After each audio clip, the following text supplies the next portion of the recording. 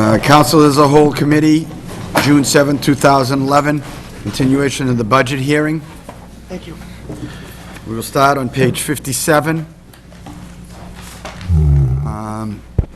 Human Services, Council on Aging, Senior Center.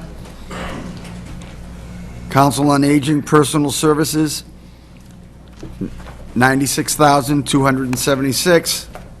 Council on Aging Expenses, $5,500. Senior Center Building, $50,000. Total Council on Aging, $152,276. Ms. Goodwin, Mr. Walsh? Any? Thank you for making us first. As you can see, this is essentially a level-funded budget.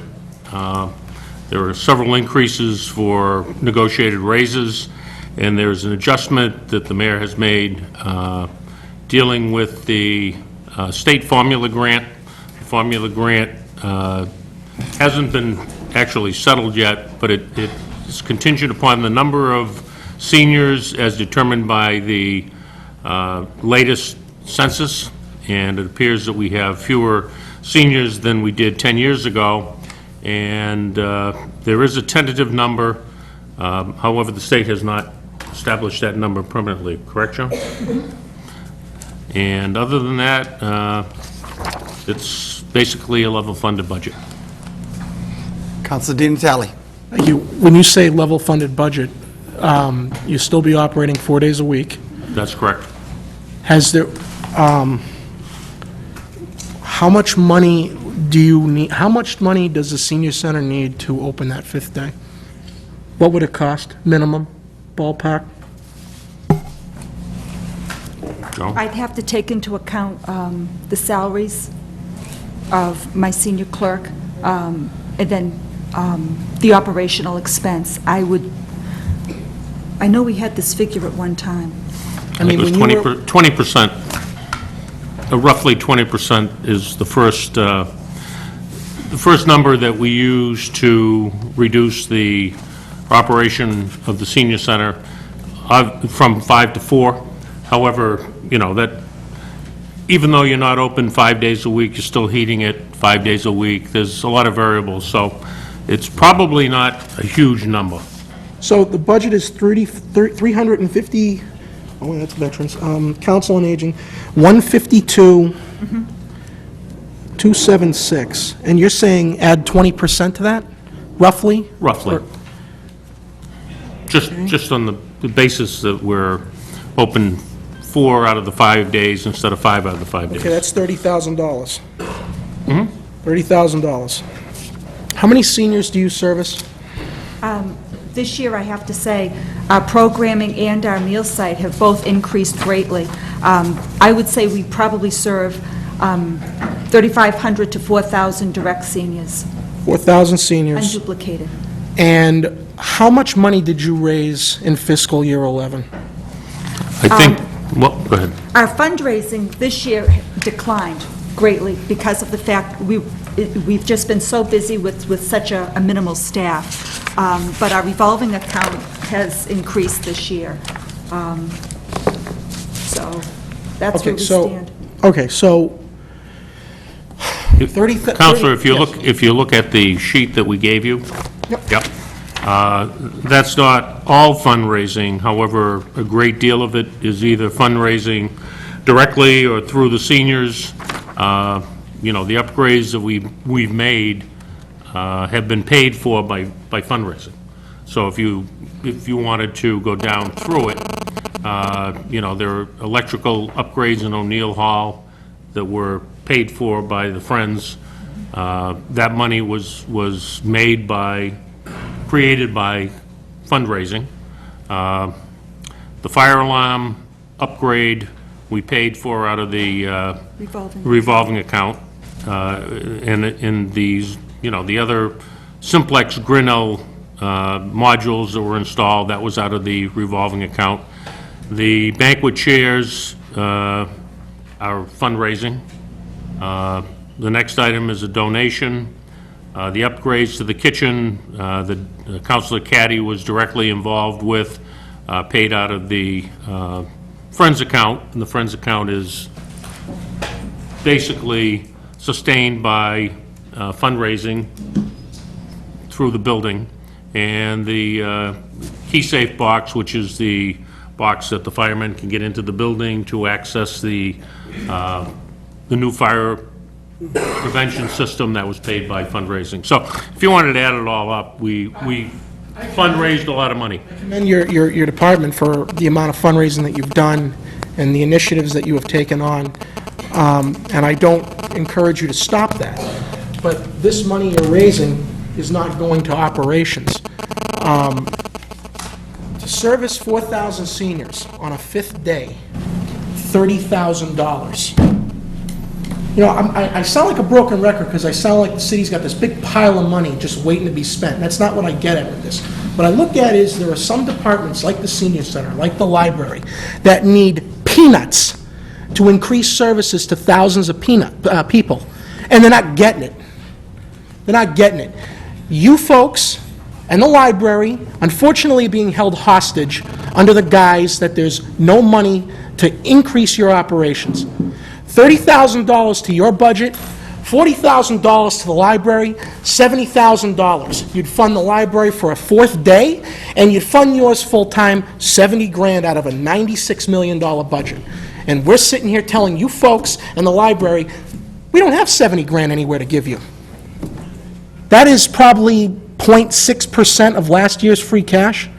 I know what I'm going to hear later on about why we can't give you the $30,000, because all heck's going to break loose, but it's ridiculous. I feel very sorry for you folks. And when the library comes up, I'll say the same thing to them, because it's ridiculous.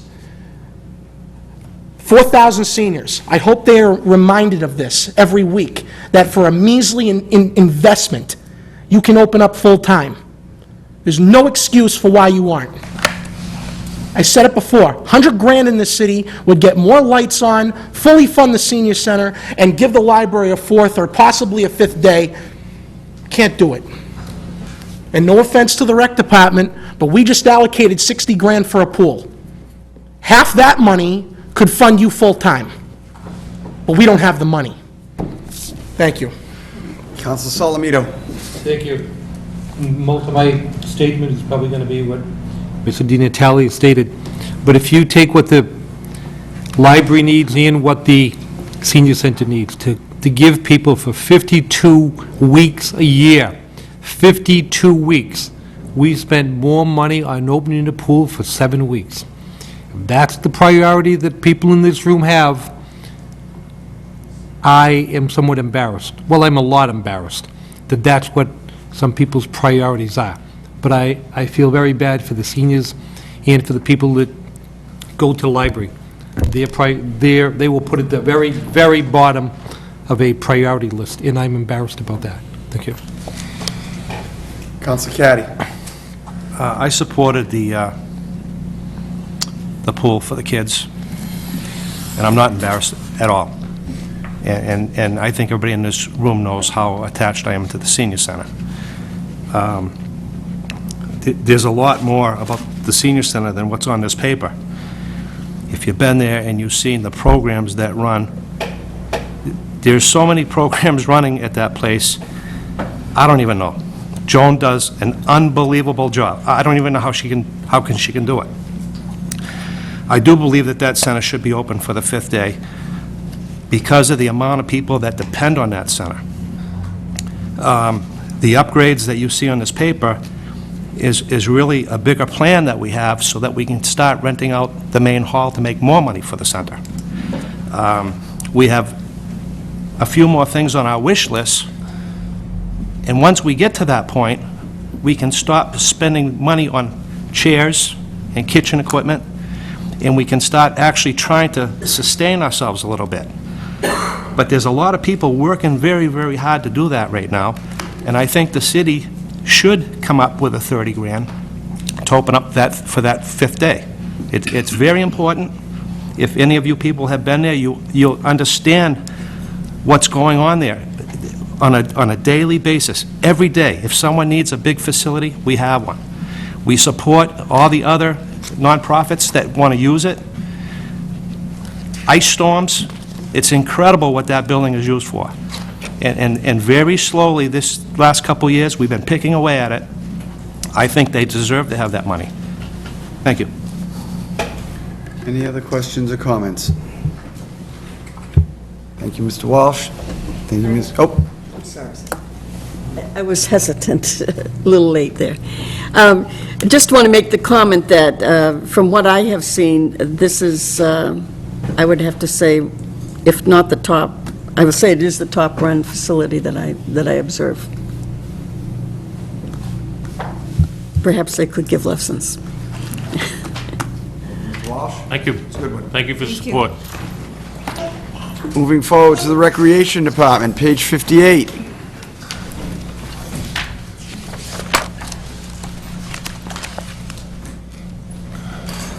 Recreation, Personal Services, $72,474.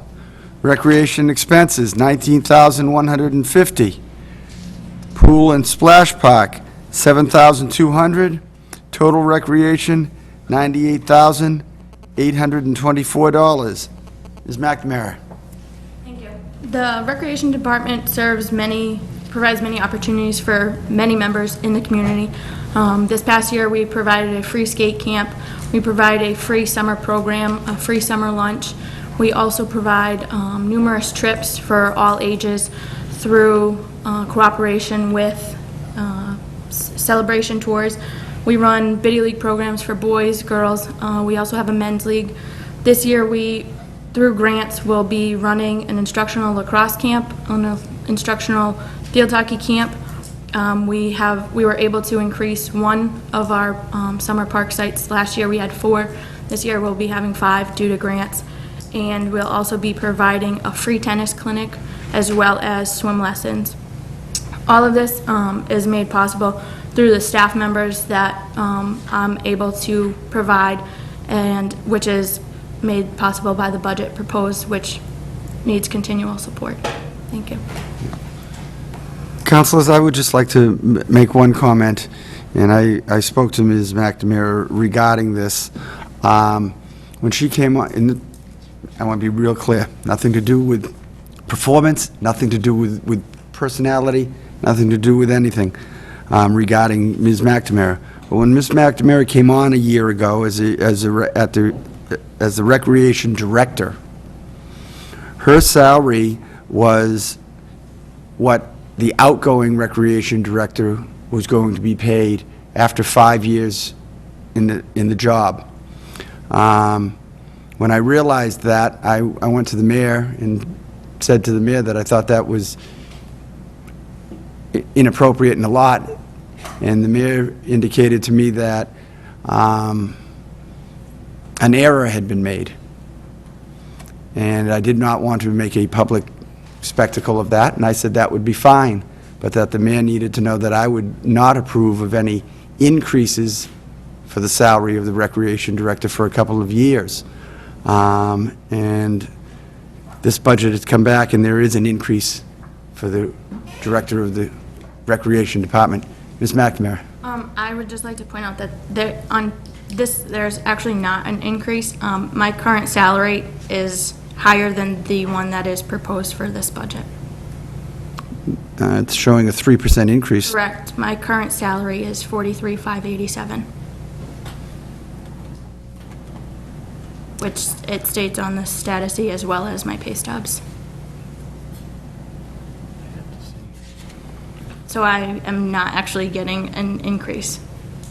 So if if you go to I was to receive- 43,272, you're getting a decrease. Correct.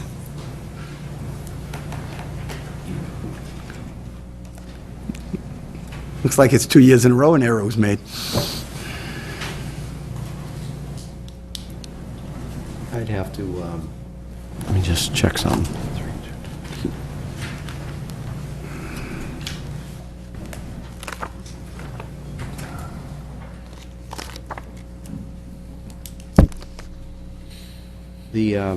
I believe the salary, although the status C of the budget shows a higher amount, I think the salary is 42,021. If you take, I think it's 805 a week. The status sheet says that I've made 38,171. Right. With a remaining 5,416. Right. Which is what I will have made completely that come July 1, which equals 43,587. Yeah, I think an easier way is to say, do you recall your weekly wage is 805? Do you know if that, I don't you have agree that with in front that? of me. Okay, And if you take that times 52.2, you will get to 42,021. Dick, since we're not Yep. going to be voting on this tonight, between now and the end of the budget session, could you and Ms. McNamara clarify Yep. that for us? Yep. Thank you. Counselor Di Natale.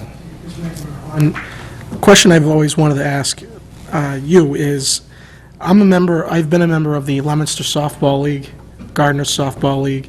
Now, I'll be embarrassed if we have a Fitchburg Softball League, Men's Softball League, Women's Softball League, whatever. I was not aware of it even to this day. My question to you is, one, do we have a program like that? And two, if we don't, what does it require for us to have one? Because Leominster's got like 50-something teams, so the interest is there. And a lot of them who play on the teams that I've been on ask, why doesn't Fitchburg have a summer softball league? So I didn't know if are there any plans in the works? Does it cost additional money? Because they pay their own umpires, everything like that, sponsorships. Do we have a program? And if not, There was a program that was in the works to start up. It was put in the newspaper as well as sent out to certain teams that I was told have played in a league such as the Lake Lodge League. And there was a deadline for registration. I received 3 registration forms back by that deadline. So there is not one for this summer, but it is certainly something that I'm looking to bring back. We brought back men's basketball league, so definitely a softball league, because I do hear that there is interest. But like I say, there was a deadline in order for me to get umpires lined up, but it would be the same basis. Umpires, the team would pay a registration fee, which would cover everything, and then they would be responsible for their own umpires. I think your predecessor said the same thing, that there's interest, but the registrations have always come back very, very short. And I don't know if that's because maybe the people that play in the Leominster League are just comfortable with that league, their friends play on that, so it's tough to move, they don't want to move to another league, but, I mean, it's a pretty nice time, and, if we can get it back with the interest, I hope that we push for that. That's It all. would definitely be coming back. Like I say, I worked on it for this summer, but I just didn't get them back in time for me to get it all organized, as well as other programs that I have received the interest for. But it'll definitely be something that the word will be put out there a lot earlier for next season. Thank you. Following up on that, I would like to say that I hope we're able to do something with it, because years ago, the planning department allocated $250,000 to renovate the softball field at Coolidge Park. Against my better judgment, I thought the money could go towards kids instead of adults, and they did the job wrong and then needed to allocate additional money to make the correction. So we have approximately $300,000 to $350,000 softball field sitting down at Coolidge Park that's going unused, and I hope you're able to do something about that. Councilor Conry. Yes, under recreational personal services, playground instructor, is that one position, or are there several positions there? That is for 12 positions. And will the positions increase this year? I see a 10% increase in that line item from 20,000 to 22,000. Yes, that will provide one additional staff member, so it will be 13. Why do we need 13 now when we've had 12? Because we are operating an additional park through funds from a grant that does not, the 2,000 doesn't cover the whole amount. What park would that be? Coolidge Park. Is that for It used to be a site in the past that served over 2,000 lunches, and this year we are opening it. Again, we are moving our site. Salem Street was open last year and did not have high attendance, so we are relocating over to Coolidge. So which you're would going to mean- have 2 at Coolidge? Is this person is not assigned to the pool, are they? No, they are assigned to the playground as well as all park areas, facilities, the street hockey, softball, and the open fields. Thank you. Councilor Clark.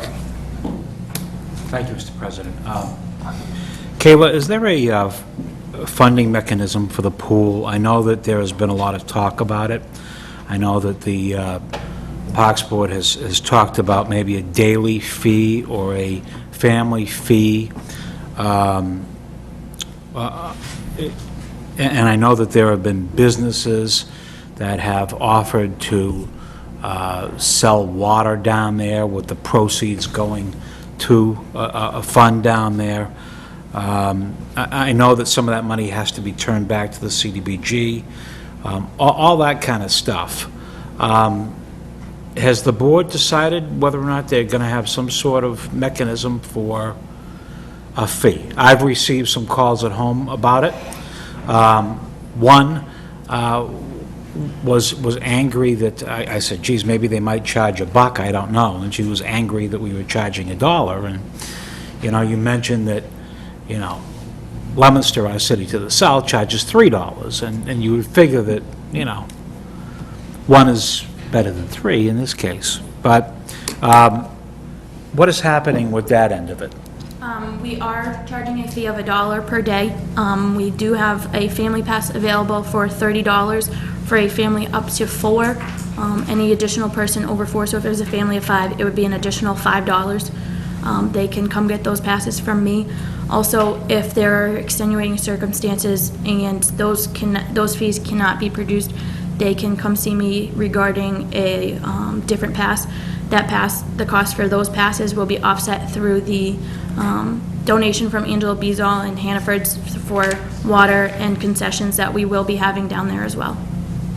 Now, if somebody goes in and gets a daily pass, they go in, they take a dip, they leave, can they come back later with that same daily pass? Yes. Okay.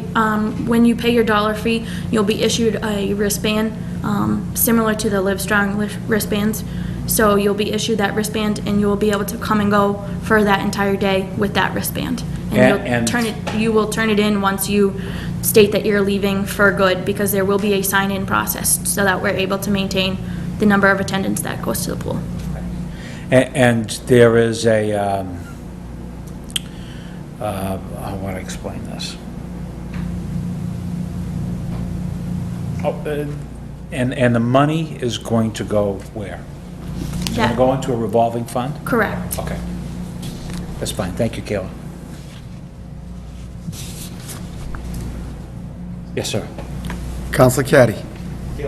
I heard that you may be putting your office down there for the summer. Is that true? Is that something you're planning on doing? That was something that was proposed by the Parks Board for the beginning week that I will be down there to make sure everything is operational and running correctly and everybody knows their responsibilities. However, I do have 5 other parks throughout the summer, plus a splash park at Park Hill that I need to also be care of, so I am not actually in one stationed office in the summer months.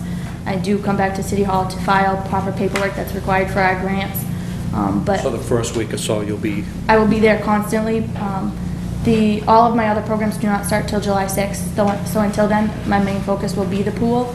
However, once July 6th comes, I do have to go throughout the 5 other parks as well as the splash park. And you said Angela Beazall and Hannaford's is donating 100 cases of water to start us off for selling concessions. to sell? Yes. And that money will go back into a revolving... Nothing, it is no cost to us, it's a donation of the water, and all the proceeds will go back into a fund for the pool. Thank you. Counselor Bove. Thank you. When the vote was taken to open the pool up, I was under the understanding that the waiting pools would be repaired. How is that coming along, and is it actually going to happen? Because it is very important. If you're going to have a swimming pool open, you have facilities for the younger children. Yes, some of our Parks Board members, as well as the DPW, have been down there cleaning that area up and preparing it for inspection through the pool company. The pool company has inspected the lines. They are working properly. There's not additional cost for the lines. And to get that waiting pool ready is all volunteer time based on the Parks Board members as well as other community members that are laying the groundwork down right now so the pool company can come in and tell us if it would be any additional cost or if we are able to open it. You anticipate this will be open this year for these children? The wading pool, yes, that is our goal, to open that. It will not be open on June 20th when the regular pool opens. However, a short time after that, we are planning to open it. Do you have any time schedule here, or are we just going to go along and maybe have it opened up halfway through the season, or? We don't have an exact time because they've just started. We were waiting for the pool company to test the lines before any further work was done. That's the first step in making sure that it would even be possible to open it. So the lines have been tested and the groundwork has been started as far as cleaning everything out of that park, like I say, voluntarily. I would like to see that done as soon as possible, since that was part of the vote for that pool. Yes, it will definitely be done this year. Thank you. Any other questions? Thank you. Thank you. Moving forward to page 59, library.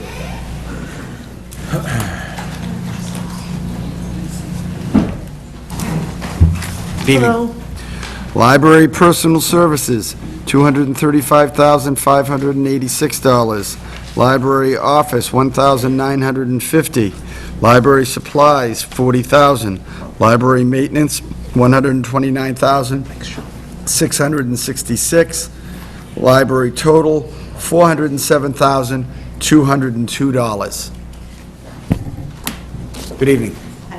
I was going to sit here and introduce you to our new president of the Board of Trustees, Tracy. Obviously, this isn't Tracy. I brought my bodyguard instead. This is Naldi Lopez, a member of the board. And Tracy did write a note saying she's fully committed to working towards providing the community with a thriving public library and intended to do so in an efficient and effective manner. She had babysitting issues, so she had to leave early.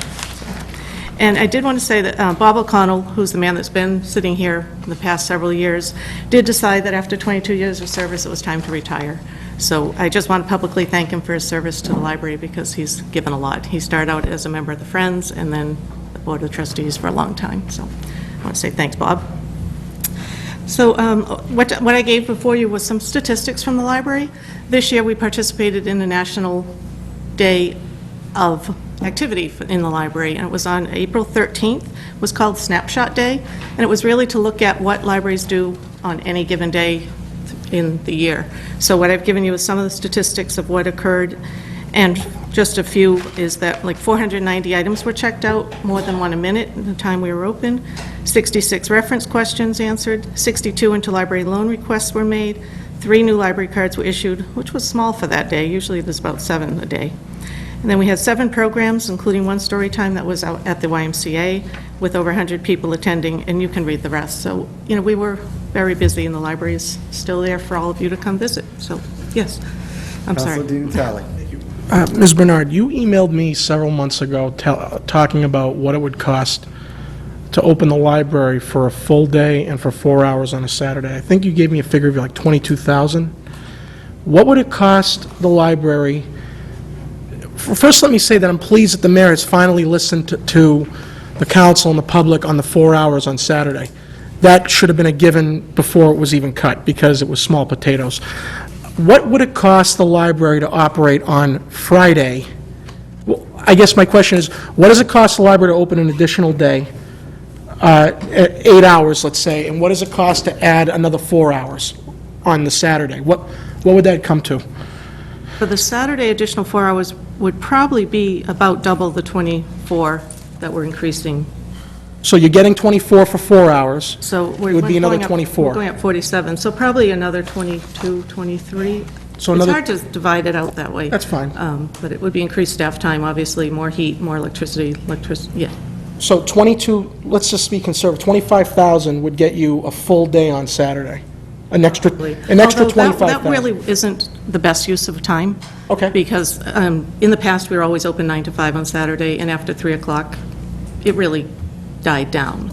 So it would be better to increase, like, the 2 nights we're open, add another hour to those, to be open at 8 o'clock, say. So you're open for 7 hours on Tuesdays, Wednesdays, and Thursdays, and you will now be open 4 hours on a Saturday. What are the hours on a Saturday? I think we're doing 10 to 2. 10 to 2. Now, in your expertise, what, if you had the option of adding another 4 hours, let's start with that, what would be the day that you'd want to add 4 hours to? We'd probably do Friday, just to make it consistent, Okay, to and, keep it open, that way it would be open Tuesday through Saturday. right, because Tuesday, Wednesday, Thursday, open, Friday closed, Saturday open. What would it cost, it would cost, how much for the 4 hours on a Friday? What would that be, how much would we have to increase the budget for 4 hours on a Friday?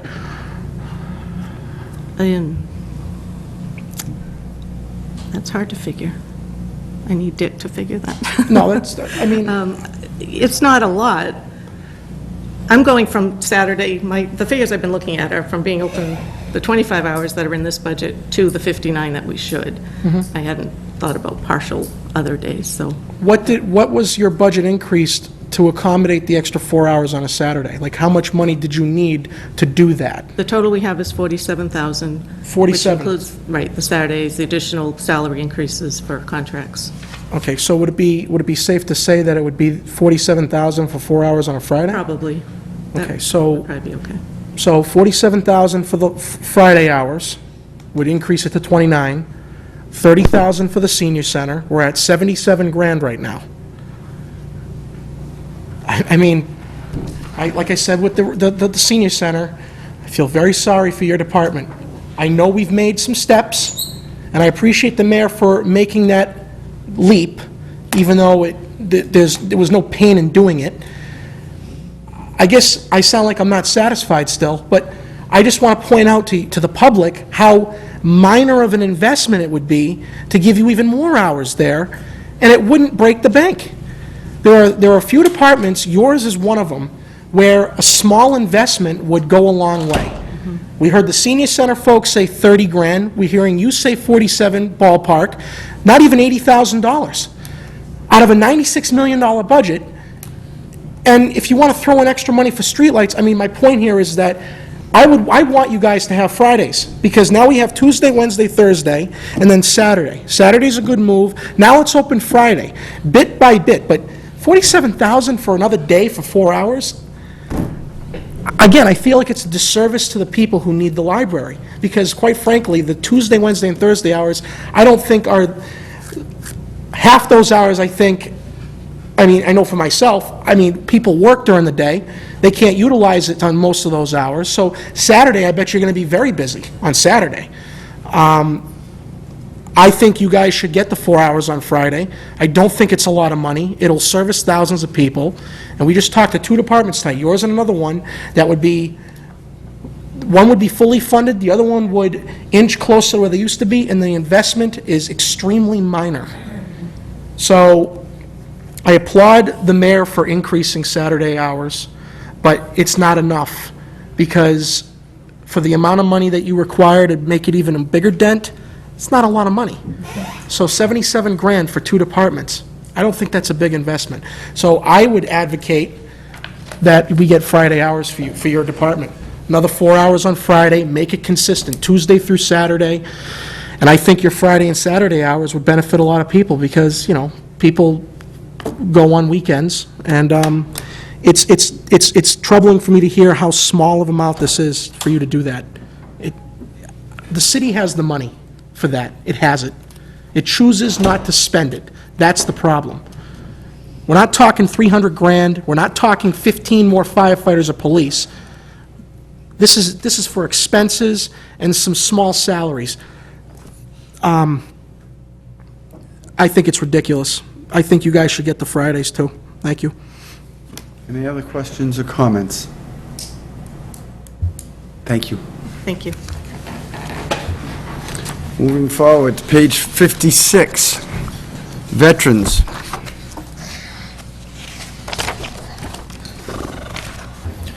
Veterans Personal Services, $70,530. Veterans Expenses, $1,000. Veterans Benefits Health Fund, $287,000. Total, $358,530. Good evening, Mr. Jones. Good evening, Mr. President, and thank you for having me here this evening.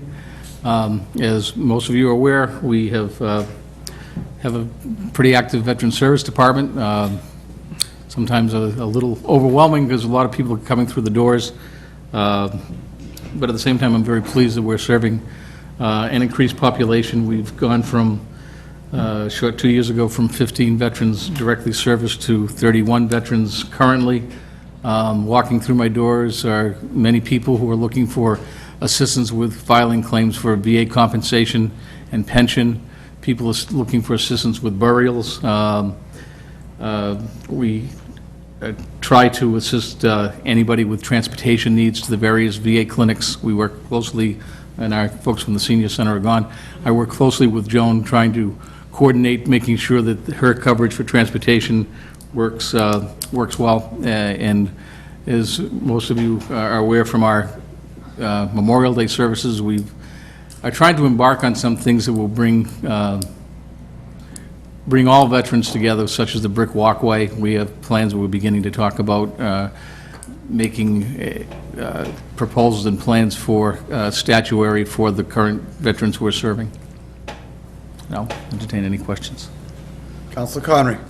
Yes, I had a series of questions regarding the Veteran Service Department.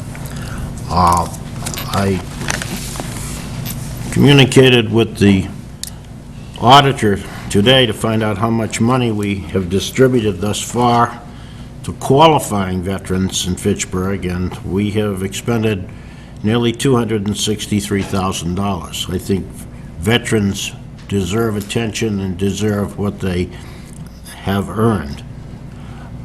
The question, I have a series of questions for Mr. Jones. Are we providing veteran service to veterans of other communities? Let me give you an example. A veteran gets turned down in the town of Concord and gets on a bus and comes to Fitchburg and asks, can you help me out? Can you give me some money? Are we giving money out to veterans from other communities? No, the veterans need to establish residency here by showing rent receipts and, valid identification showing that they are from Fitchburg. Just for the council's edification, if they haven't heard, they don't know, and I didn't know this, that we get 75% of what is submitted and approved by the state. The question I asked the auditor was, reimbursement requisitions being filed on a timely basis? And the response I got was no. They're not being filed on a timely basis. Then I asked the question, well, whatever we file for, are we getting reimbursements on a timely basis, the ones that we filed? And the answer was yes. All the money goes back into the general fund. This council voted some time ago to put a part-time clerk in the Veteran Service Department to handle some of the paperwork. Apparently, we're lagging behind in that. And in this budget, we have clerical, which has increased 100%, from $10,000 a year to FY12 at $20,000 a year. Based on the performance of submitting things on a timely basis, I recommend that that clerical position be taken out of the budget in FY12. I give the agent the opportunity to respond to refute my statements, but, here we are hiring a part-time clerk, and then we find out that reimbursement requisitions are not being filed on a timely basis. What the hell have we got a clerk in there for? I am working on improving that, Mr. Councilor Connery. I'm working on it to try to correct that. It's an issue that Mr. Saris and I have had a conversation about, and I will be working with assistance from our state folks in the not-too-distant future to discuss ways that they can help in my training and making sure that we meet the necessary timelines. Well, I'd like that to be stricken from the budget, please. Counselor Solomito. Thank you, Mr. President. I think we've all been informed that Mr. Jones is going to be retiring by the end of this fiscal year. And until such time as a new full-time director is chosen, I would move that his salary be eliminated from the budget, not for the fact that it's not needed, but put back into the fund, and then a supplemental budget in the amount of a negotiated salary for a new director. I can't imagine this council balking at it, but it would not have to be at the salary that Mr. Jones has been receiving. It might be at a somewhat less. So I would ask that that money be deleted, with the understanding that it would be put back in a supplemental budget. In addition, I would be asking that training that was 125 last year, going up to 500 is excessive, and I think that I would move that the increase of $375, which is 300%, be remitted back down to the $125 limit, and that office supplies go back, rather than a 60% increase, I would ask that it go back to the original amount of $250, thereby saving $150 from that fund. Thank you. Any other questions or comments from the councilors? Thank you, Mr. Jones.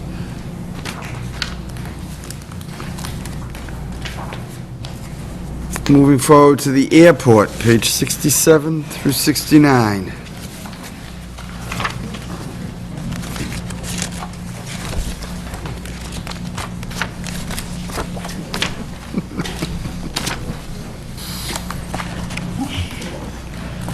Good evening, councilors and mayor. Okay. Just one moment, gentlemen. Dick, should I just read this, or should I read? I would read the salaries and expenses. Okay, Those two. In total.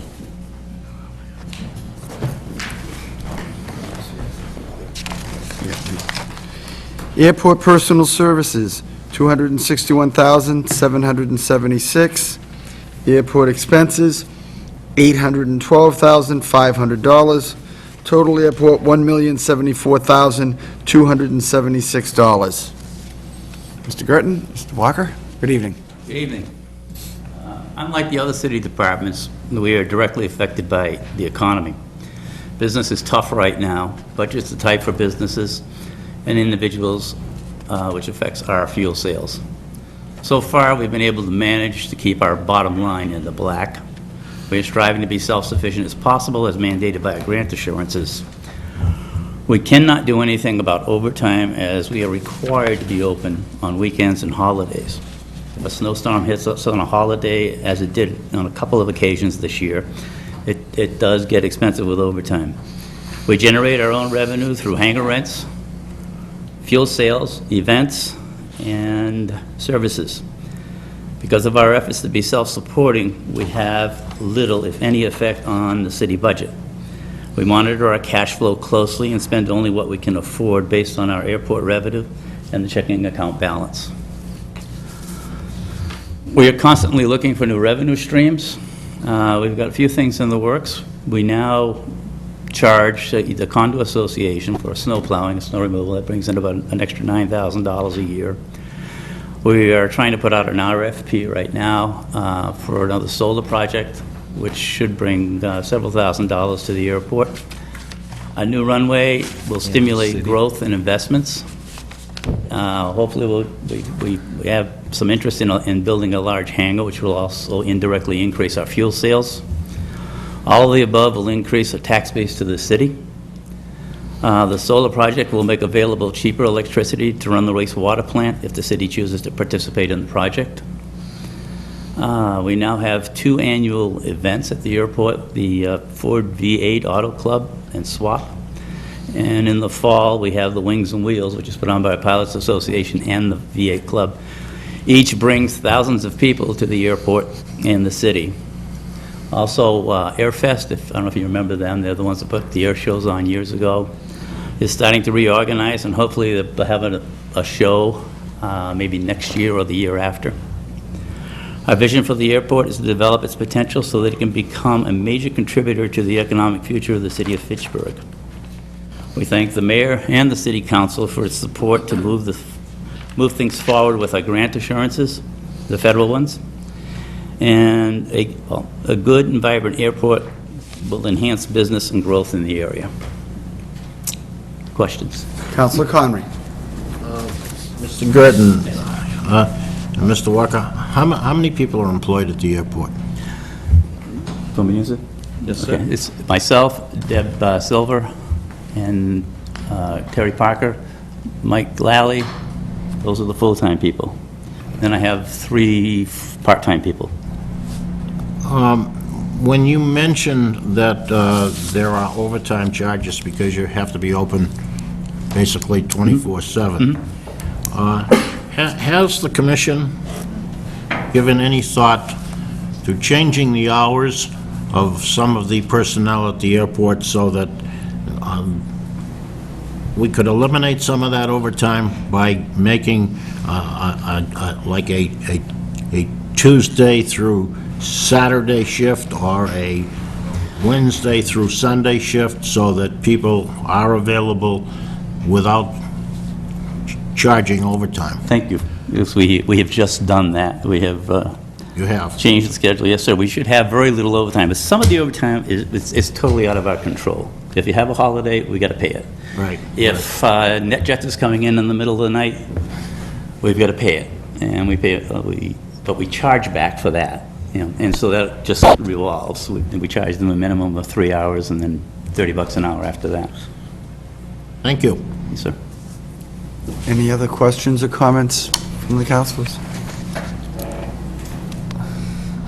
Thank you, gentlemen. Thank you. Good job, Fred. We have a motion and a second to adjourn. All those in favor? Aye. We are adjourned. Thank you, councilors.